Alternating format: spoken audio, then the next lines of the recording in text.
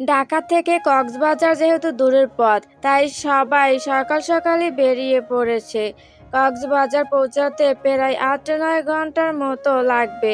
বর্ষা পরিবারের লোক, কাজিন সবাই প্রাইভেট কারে যাচ্ছে। গাড়ির ভেতর সবাই আনন্দ হইচই করলেও আজ আলোর মনটা খারাপ।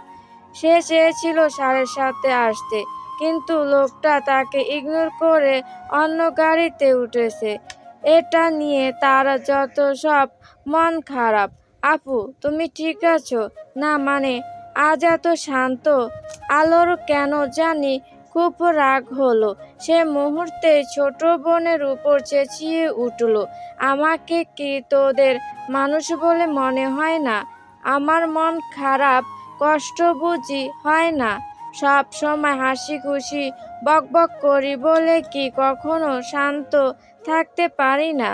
আমার উগ্র স্বভাব, আমার বেশি বলা কথা, আমার পাগলামি, আমার আকাম কুকাম করা, এমনকি আমার হাসিতেও তোদের সমস্যা হয়। এই পুরো আমিটাতেই সবার সমস্যা। আমি এখন কি করব? বল কি করব? নিজের অস্বস্তিকে মিটিয়ে ফেলবো। সচরাচর আলোকে কখনোই কেউ রাগতে দেখেনি, আর না এমন কথা বলতে দেখেছে। মেয়েটা সবসময় হাসি খুশিই থাকে, কষ্ট পেলেও হাসে, মন খারাপ থাকলেও হাসে। অথচ সেই মেয়েটার আজ এমন রূপটিকে সবার হজম হলো না।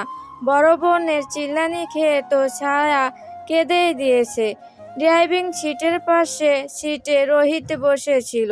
মূলত আলোরা বরের গাড়িতেই বসেছে। রোহিত লুকিং গ্লাসে তাকিয়ে আলোর উদ্দেশ্যে বলল, তুই ঠিক আছিস? সামান্য কথাতে এত রিয়েক্ট করছিস কেন? আলো জানলা দিয়ে বাহিরে দৃষ্টি নিক্ষেপ করে স্বাভাবিক গলায় বলল, আমি বাজে, তাই এমন করি। কেউ কিছু বলেছে? না, পারলে কেউ আমার সাথে কথাও বলবে না।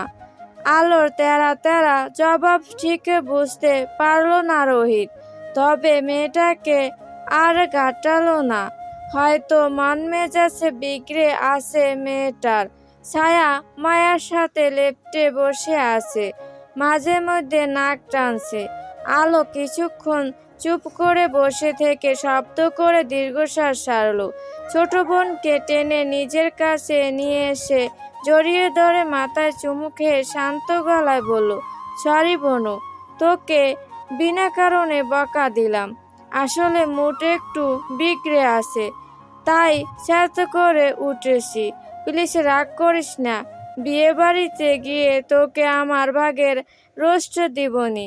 সমুদ্র পাড়ে গিয়ে যা যা খেতে চাইবি তোকে আর মায়াকে সব খাওয়াবনি।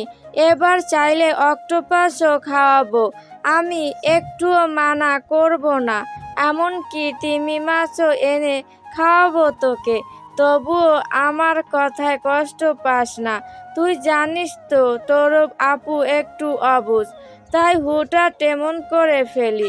ছায়া বড় বোনের বুকে মুখ গুজে মুচকি হেসে বিড়বিড় করে বলল, সব বুঝলাম, কিন্তু তুমি তিমি মাছ কই পাবে? ওইটা তো সমুদ্রে আছে। তো কি হইছে, সমুদ্র থেকে ধরে আনবো বেটারে। ছায়া মুহূর্তে শব্দ করে হেসে উঠল। আলো স্বস্তির নিঃশ্বাস ছেড়ে চোখ বুজে বোনের মাথায় হাত বুলিয়ে দিতে দিতে বলল, কখনো আপুর কথায় কষ্ট পাবি না, আর না মন খারাপ করবি।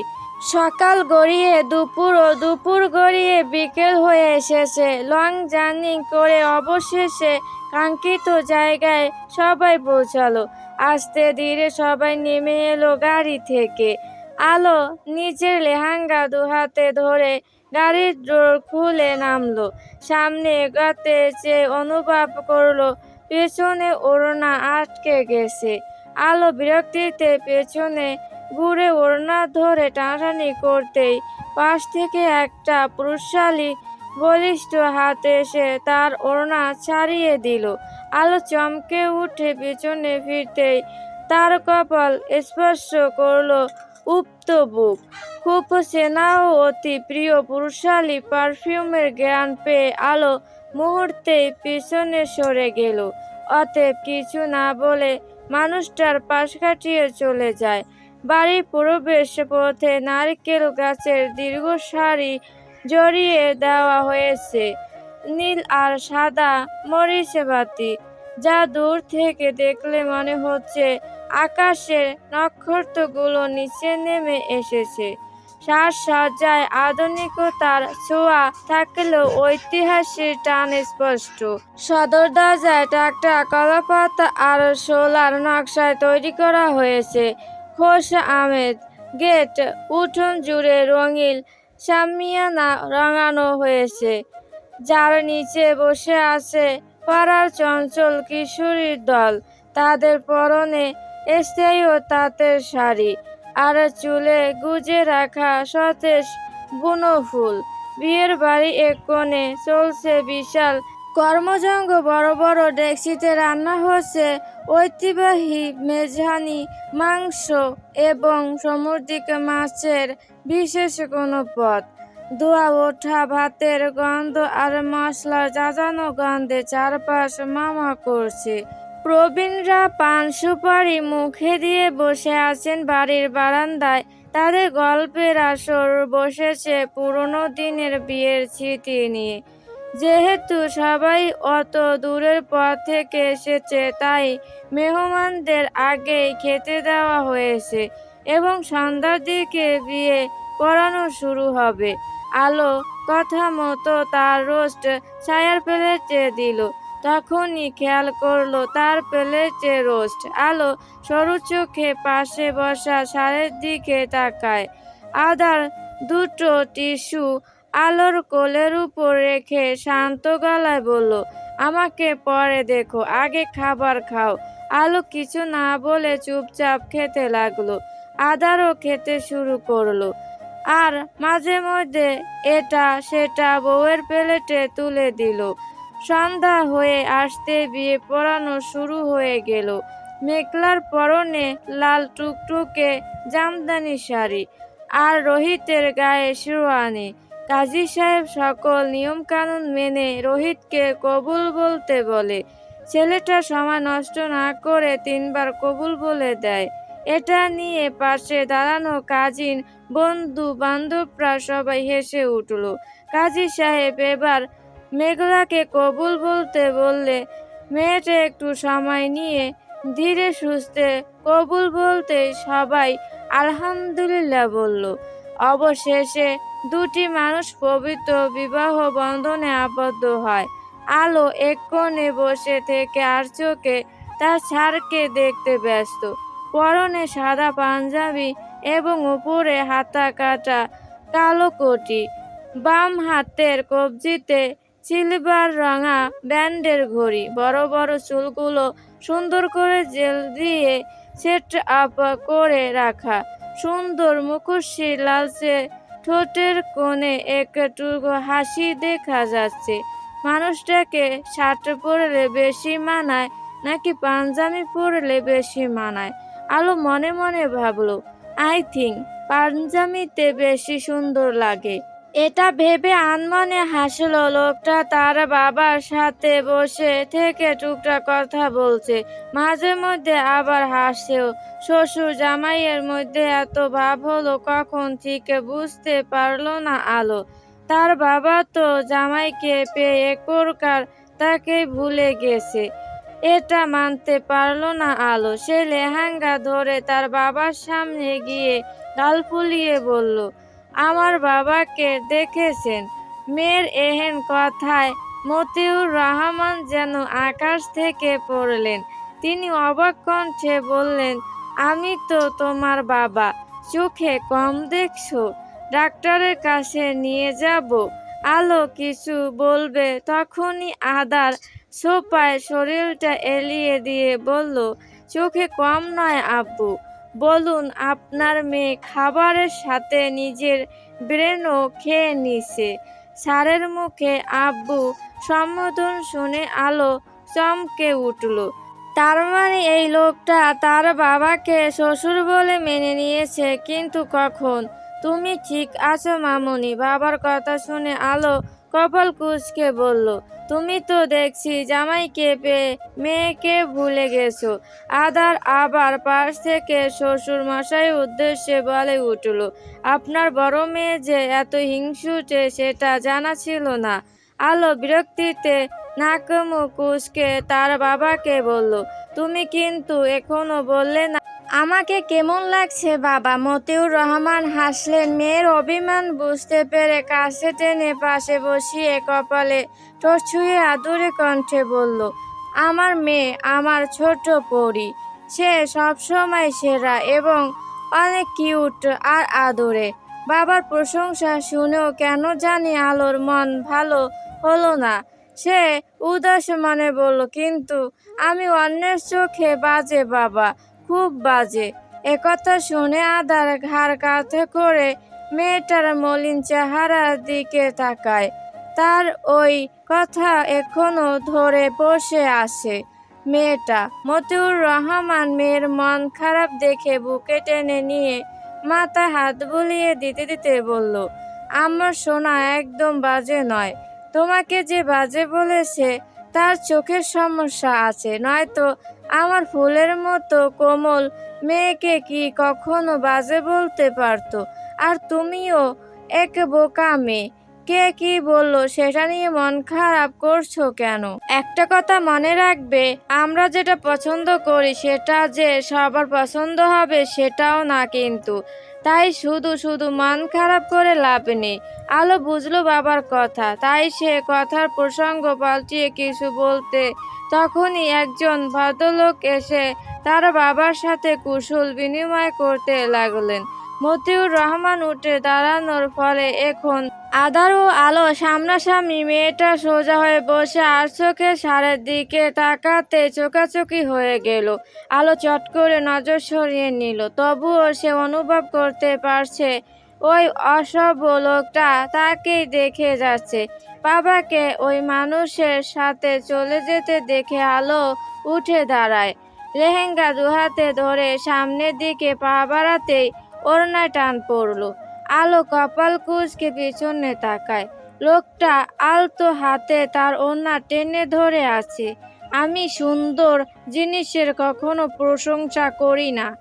একথা বলে আদার মেয়েটার ওড়না ছিঁড়ে দিল। আলো কিছুক্ষণ চুপ করে দাঁড়িয়ে থাকলো, তারপর অবাক কণ্ঠে জিজ্ঞেস করলো, আপনি আমাকে সুন্দর বললেন? আই ডোন্ট নো মিস কালো। আবার কালো? আলো দাঁত কিরমির করলো। আদার আনমনে হেসে কিছু বলতে যাবে তখনই একজন রমণী এসে সোজা তার পাশে বসলো। এটা টের পাওয়া মাত্রই আদা তরক করে উঠে দাঁড়ালো। হাই মিস্টার, আপনি আমার পাশে বসতে পারেন, নো প্রবলেম। মেয়েটার কথা শুনে আলোর শরীর জ্বলে উঠল। কত বড় সাহস! তার সামনে তারই স্বামীকে নিজের পাশে বসার জন্য অফার করছে। আদার পিছনে তাকানোর প্রয়োজন মনে করলো না। সে গম্ভীর কণ্ঠে কিছু বলবে তার আগে খেয়াল করলো এক জোড়া হাত এসে তার গলা জড়িয়ে ধরেছে। আদার শীতল চোখে মেয়েটার মসুল চেহারা দিকে তাকিয়ে দুহাতে কোমর জড়িয়ে ধরে আরো কাছে টেনে নিল। আলো এক গাল হেসে চোখের কোণা থেকে কাজল নিয়ে ছাড়ের কানের পিছনে লাগিয়ে দিতে দিতে বলল, আজকাল দেখছি আমার স্বামীর উপর শাকসুন্নিদেরও নজর পড়ছে। আদার ঠোঁট কামড়ে হাসলো। এইদিকে তাদের আচরণ আর আলোর কথা শুনে সোফায় বসে থাকা মেয়েটা ফুঁসে উঠল। চট করে উঠে দাঁড়িয়ে দাঁতে দাঁতে চেপে বলল, এই মেয়ে, তুমি আমাকে শাকচুন্নি বললে? আলো ঘাড় ঘুরিয়ে মেয়েটার দিকে তাকিয়ে এক ভুরু উঁচিয়ে বলল, আমি কি আপনার নাম বলেছি? ওয়েট ওয়েট, তার মানে আপনি আমার স্বামীর দিকে নজর দিয়েছেন? তাই তো আমার কথাটা আপনার গায়েই লাগলো। ওই যে প্রবাদে আছে না, ঠাকুর ঘরে কে? আমি তো কলা খাইনি। মেয়েটা রাগে গজগজ করতে করতে বলল, আমি তোমাকে দেখে নিব বেয়াদব মেয়ে। কেন পরে দেখবেন কেন? এখনই দেখুন, আমি তো আর বোরকা পরে নেই। মেয়েটা আবার কিছু বলতে যাবে তখনই আদার গম্ভীর কণ্ঠে বলে উঠল, অন্যকে বেয়াদব বলার আগে নিজের ক্যারেক্টার দেখুন মিস। একজন অপরিচিত পুরুষকে নিজের পাশে বসার জন্য অফার করাটা কি ভদ্রতার কাতারে পড়ে? আপনার কলসে ব্যবহারই বলে দিচ্ছে আপনি ঠিক কতটা বেয়াদব। অপমানে মেয়েটার চেহারা রক্তিম হয়ে গেল, তবে কিছু না বলে হনহনিয়ে চলে যায়। আলো মুখ ভেঙচি কাটলো। এসেছিল তার বরকে পটাতে। আপনি যে আমাকে নিয়ে এত জেলাস ফিল করেন সেটা আগে জানতাম না মিসেস খান। ঘাড়ের উপর গরম নিঃশ্বাস আসতে পড়তেই আলোর শরীর মৃদু কেঁপে উঠল। সে দুহাত নামিয়ে সরে যেতে চাইল, কিন্তু আদার তাকে ছাড়ল না, বরং কোমর চেপে ধরে আরো ঘনিষ্ঠ করে নিল। আলো হাসফাস করে উঠে বলল, কি করছেন? ছাড়ুন, সবাই দেখছে তো। I don't care. কথা বলার পরপরই ঘাড়ের মাঝে নরম ঠোঁটের ছোঁয়া পেয়ে আলো মৃদু স্বরে গুঙ্গিয়ে উঠে দু হাতে খামচে ধরল পাঞ্জাবির কলার। আদার আজ আবারও নিজের হুঁশের জ্ঞান হারিয়েছে। সে মেয়েটার গলার নাক মুখ গুজে লম্বা শ্বাসের মাধ্যমে মিষ্টি জ্ঞানটুকু টেনে নিচ্ছে, মাঝে মধ্যে ঠোঁটও ছুঁয়ে দিচ্ছে। অন্যদিকে আলো লজ্জায় পড়ছে না জ্ঞান হারিয়ে ফেলতে। তার হাত পা রীতিমতো থরথর করে কাঁপছে। মানুষটার নিশ্চয়ই মাথা তার ছিঁড়ে গেছে, নয়তো এখানে এমন পাগলামি করার কোনো মানেই হয় না। হঠাৎ করে আধারের কি হলো কে জানে। মুহূর্তে মেয়েটাকে সোফার মাঝে ছুঁড়ে মেরে দাঁতে দাঁতে পিষে বলল, আমার থেকে দূরে থাকবে, বলেই হনহনিয়ে সেখান থেকে চলে গেল। আর আলো স্তব্ধ, বাকরুদ্ধ, হতভম্বের ন্যায় বসে থাকলো। অজান্তে তার এক চোখ বেয়ে অশ্রু গড়িয়ে পড়ল। মেয়েটা ঠোঁট কামড়ে কান্না আটকিয়ে রাখার বৃথা চেষ্টা করলো। সে তো কিছু করেনি, ওই লোকটাই তো তার কাছে এসে তাকে স্পর্শ করছিল। তাহলে এখন এমন ব্যবহার করার মানে কি তার সাথে? নাকি তাকে ছুঁতেও ওই লোকটার ঘৃণা করে? অন্যদিকে আদা সোজা ওয়াশরুমে চলে এসেছে। দুহাত বেসিনের পাশে ভর দিয়ে রেখে মাথা নিচু করে জোরে জোরে শ্বাস নিতে নিতে চোখ দুটো বুজে নিল। একটু পর পানির ট্যাপ ছেড়ে চোখ মুখ ঝাপটা দিয়ে আয়নার দিকে তাকায়। হঠাৎই তার মনে হলো আয়নায় ফুটে ওঠা তারই প্রতিচ্ছবি তাকে দেখে হাসছে আর তাচ্ছিন্ন সুরে বলছে। অবশেষে আদার খানও একে মেয়ের প্রেমে পড়ে গেল। এটা শুনে আদারের খুব রাগ হলো। সে একটা পাঁচ মেরে দিল আয়নার মাঝখানে। সঙ্গে সঙ্গে সুন্দর আয়নাটা ভেঙে গিয়ে কাঁচগুলো নিচে পড়ল। মাঝখান থেকে কয়েক ফোঁটা তাজা রক্ত ছুঁয়ে ছুঁয়ে পড়ছে। একই সাথে আদা চিৎকার করে বলে উঠল, বাসি না, ওই মেয়েকে আমি ভালোবাসি না, একটুও ভালোবাসি না। ও ও শুধু আমার দায়িত্ব, শুধুই দায়িত্ব, এছাড়া আর কিছু না, কিছুই না। শুনতে পাচ্ছিস তুই? ওই পাগল মেয়ের প্রেমে পড়িনি আমি, আর না ওকে আমি ভালোবাসি। আদার কথাগুলো বলতে বলতে হাঁটু ভেঙে ফ্লোরের মাঝে বসে পড়ল। তখনই তার প্রতিচ্ছবি তাকে প্রশ্ন করলো, তাহলে পারবি ওই পাগল মেয়েটাকে ছেড়ে থাকতে? আদা শব্দ করে দীর্ঘশ্বাস ছেড়ে চোখ বুজে অস্পষ্ট স্বরে বলল, একটুও পারবো না ওই পাগল মেয়েটাকে ছাড়া থাকতে। আর না ওর পাশে অন্য কাউকে সহ্য করব, কারণ আলো শুধু আদারের, শুধুই আদারের, এর বাহিরে আর কারণ নয়।